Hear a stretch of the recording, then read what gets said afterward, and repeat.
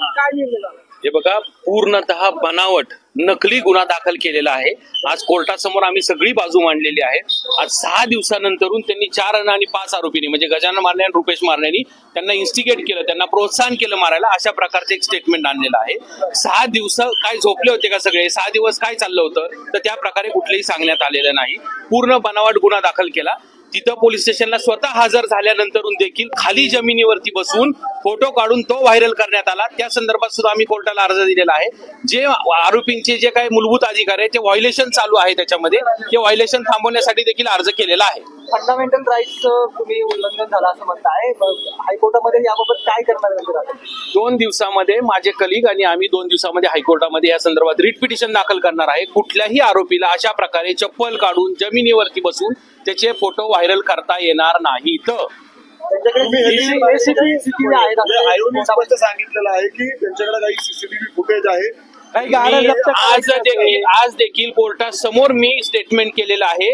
कुठल्याही CCTV footage मध्ये दाखवलं की मी कुणाला सांगितलं मारा म्हणून किंवा माझा तिथं जवळपास सहभाग आहे तर मी आजच गुन्हा दाखल, माझा गुन्हा कबूल करायला तयार आहे।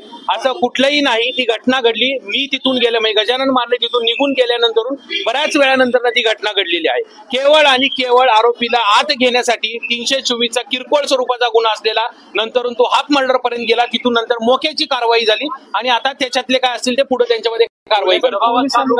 100% दबाव मला ते सांगता येणार नाही, परंतु आजपर्यंतच्या ह्याच्यामध्ये मी अशी खोटी कारवाई कधी पाहिलेली नाही।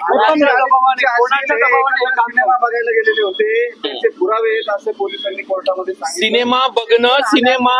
सिनेमा बघून गेल्यानंतरून जो काही भांडणं झाली, दोन्ही पार्टी एकमेकांना ओळखत नव्हत्या, ना फिर्यादी ओळखत होता ना आरोपी। हा कट लागून झालेला तिथं झालेला एक ऍक्सिडेंट आहे, म्हणजे कुणाच्याही मनात नव्हतं की अशी घटना होणार आहे। त्याला संगनमताचं स्वरूप देऊन त्याच्यामध्ये केवळ त्या गजानन मारण्याचा एक भाषा आहे, तो हजर झाला नाही 3 दिवस, म्हणून त्या गजानन मारण्याला त्याच्यामध्ये खोटं गुंतवण्यात आलेलं आहे। राजकीय षडयंत्र आहे हे मी सांगू शकत नाही, परंतु दबावाखाली निश्चित काम चालू आहे, कारण जे पेपर्स बनवले जात आहेत ते पूर्णपणे बनावट दिसून येत आहे। नाही, पण सीसीटीव्ही काय जप्त करायचे असंही म्हटलंय। सीसीटीव्ही 19 तारखेला ज्या दिवशी घटना घडली त्याच दिवशी जप्त झालेले आहेत। आज 6 दिवस का लागले हे आरोपीचं नाव यायला, याचं उत्तर त्यांनी द्यावं। गाड्या जप्त करायच्यात इंटेन्शन काय होतं हे शोधायचं असं जे लोक गेले होते, ज्या महापुरुषांची जयंती होती त्या जयंतीमध्ये ज्या काही गाड्या होत्या तर प्रत्येक जण गाडीवरच होतं ना। त्याच्यामध्ये ज्या प्रमुख मुलांनी मारहाण केली, फिर्यादीने ज्या लोकांची नावं घेतली होती किंवा फिर्यादीने ज्या लोकांना सांगितलं होतं ते तिन्ही मुलं अटक केली, तो मारणारा बेल्ट अटक केला, त्यांचे कपडे, त्यांच्या गाड्या जप्त केल्या। आता कोणत्या गाड्या जप्त करायच्यात? हे पूर्णपणे खोटं कारण दिलेली आहेत, तरी सुद्धा आम्ही तपासाला सहकार्य करतोय। याच्यामध्ये सत्य बाहेर येईल असं आम्हाला अपेक्षा आहे। पोलिसांनी कोर्टासमोर सबमिशन केलं, आरोपीवर 28 गुन्हे, हॅबिच्युअल ऑफेंडर आहे, पुण्यात दहशत आहे त्यांची, आणि या सगळ्या नावाचा उपयोग करून जो त्यांचा भाचा आहे त्यानं हा गुन्हा केलाय। गुन्हा करत असताना वारंवार तो तुमच्या आशीलाचं नाव घेत होता। हे बघा, पूर्णपणे हे बनावट आहे, कुणी नाव घेतलेलं नाही, काही नाहीये, केवळ नातेवाईकांनी गुन्हा केला म्हणून त्याला आरोपी करणं कितपत योग्य आहे? आणि पूर्वीचे गुन्हे आहेत तर ते कोणी नाकारतच नाहीये। पूर्वीचे गुन्हे पूर्णपणे न्यायालयातून निर्दोष मुक्त आहेत। मागील 1-2 वर्षामध्ये कुठलाही गुन्हा नाहीये।